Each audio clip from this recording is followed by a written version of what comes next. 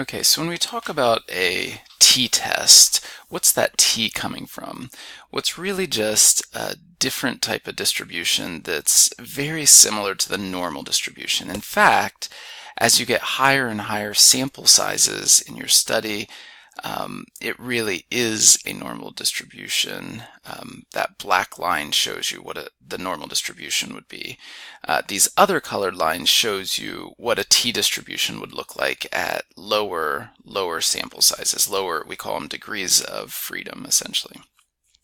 So main thing to know is it just a way to helping us deal with low sample sizes or when the population isn't quite normally distributed. So how would we conduct a t-test? Well, first we need something we're interested in, some research question. For example, let's say that there's a rehabilitation method and we want to know whether or not it's effective. This is something that we could use a t-test with. We could set up a randomized control trial, randomly assign half the people or a certain portion of the people to the treatment and the others to a control, and then see what the outcomes are after administering the treatment. And here's a specific example of how that could be done. This is actually a very interesting experiment that took a look at mentally. So when you get injured in when your hand or leg or something is in a cast or out of commission, your muscles start to atrophy. And the question that these researchers were looking at is, can we, with our mind, slow down that rate of atrophy of muscles? Because you can't really work out when the muscles are in that cast or demobilized state. So can we preserve our muscle strength, at least to some degree, just using mental power? And I know about this because I was in this study. This was when I was in grad school. We were looking for any way to make money, and my wife and I were participating in all kinds of experiments. I got paid $400 actually to put my hand in a cast for a month. There was nothing wrong with my hand, but I was just part of the experiment. In fact, I got put in the experimental group.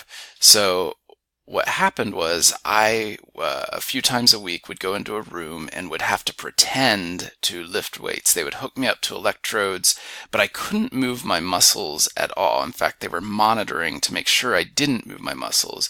Mentally, I would just pretend to really lift those weights as strongly as I could. And then they would, at the end of the month, they looked at how much my arm muscles and the experimental group's arm muscles had atrophied compared to the group who hadn't been doing these mental workouts. So I thought it was a pretty interesting study.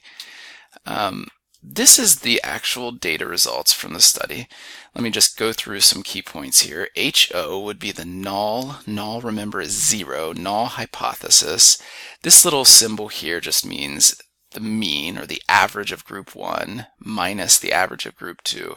So the null hypothesis is that the rate of atrophy, the amount of strength that we lost in our group and the other group, is going to be no different from each other. If we would subtract the two averages, it would just be 0 because we would have each lost roughly the same amount of strength in our muscles.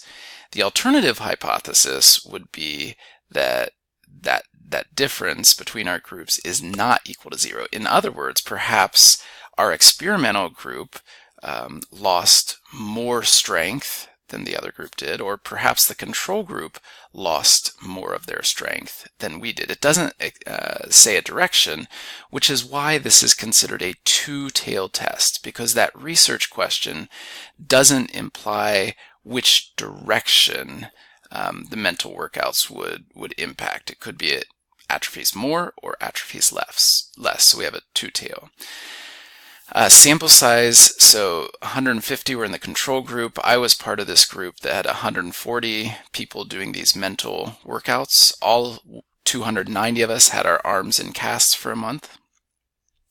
The group that wasn't doing these mental workouts lost 45% of the strength in their arm with the cast, whereas our group only lost 24% on average, 24% of the strength in our arm. So right away you can see there's some interesting potential here, but keep in mind these are just sample means. This does tell us that among the 290 people participating in the study, there was an impact of this mental training, but whether or not it's convincing enough to believe that this would be true in the population of a whole, that's where we have to dip down into statistical significance, clinical significance.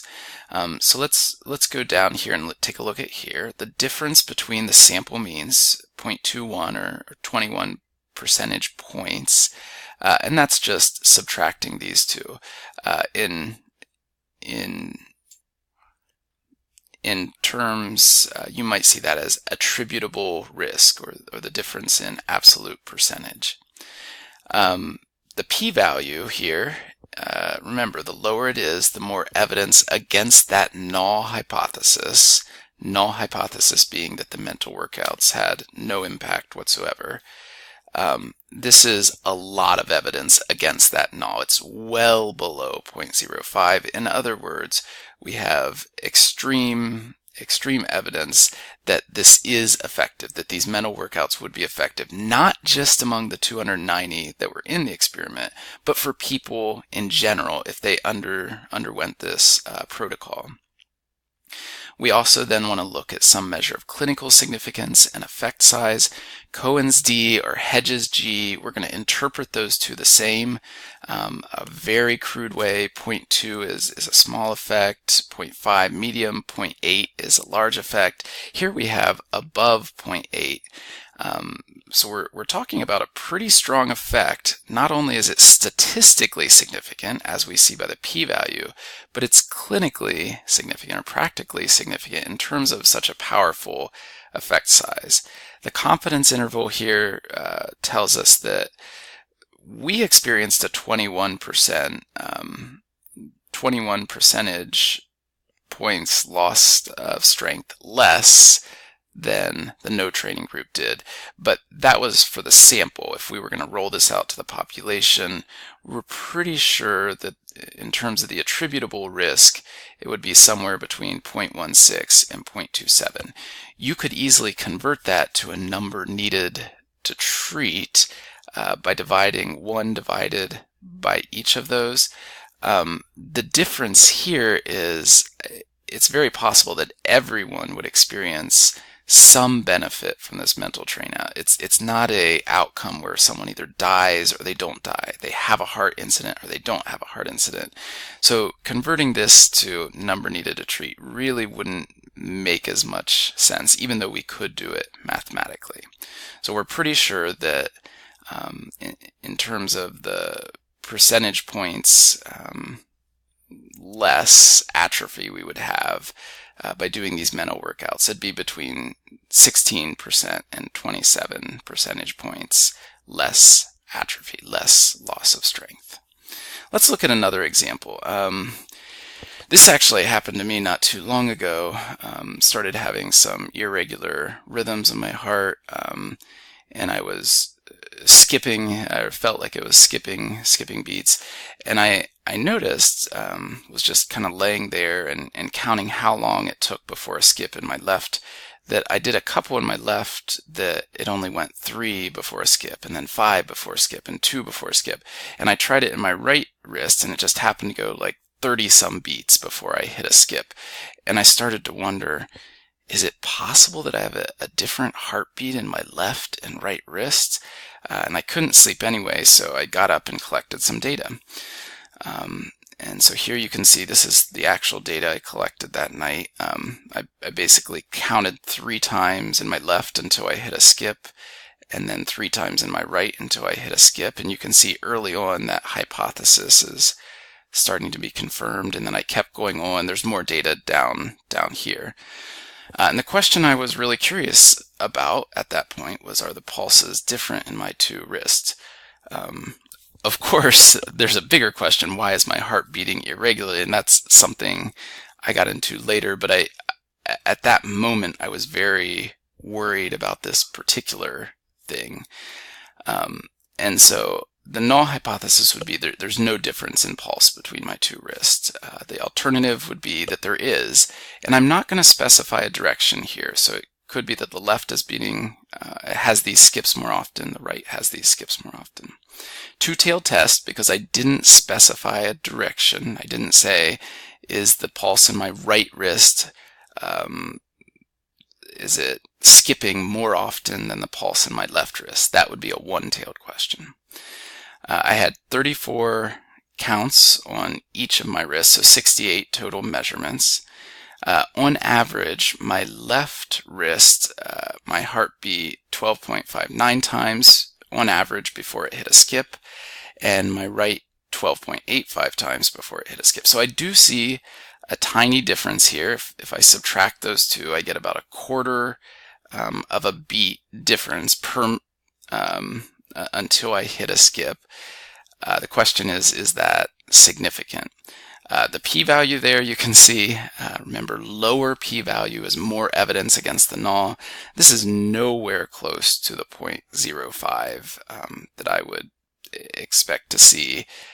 Below the 0.05 I would expect to see if there really was a statistically significant difference. So I do not reject the null. I do not find a statistically significant difference. I went ahead and calculated an effect size. Remember, 0.2 is considered low, almost imperceptible. This is 0.02. The negative there doesn't matter. A negative 0.5 would be a medium effect size just as much as a positive 0.5 would. So the negative isn't an issue there, but the fact that this is 10 times lower than even a small effect size tells me there was no practical significance. In terms of a confidence interval, I can be fairly sure that the average number of beats per skip, in my left and right, the difference between those two is somewhere between -5 and +5. 0 is certainly within that interval, which backs up my decision not to reject the null hypothesis. In simple English here, what I found is no. My pulses are probably not different. I certainly don't have good evidence that they're different in my left and right wrists. And again, there's other things. I did go to the doctor then. I wore a 24-hour heart monitor, found out that these were PVCs, premature ventricular contractions, and did some more stats with that. But the thing that satisfied my anxieties, at least for that night, was there wasn't anything weird going on between my left and right wrist. One final thing to point out, I did create histograms of how many beats until I hit a skip in my left, and same thing for my right here. So you can see most of the time with my left and with my right, it was somewhere between 0 and 11 beats before I hit one of those skips. Why did I do this? What bearing does this have? Well, this is part of an assumption. We won't go into much detail in this course. If you're curious, feel free to ask me. If this histogram is a normal distribution shape, then it really doesn't matter too much what your sample sizes are. The t-test will be valid.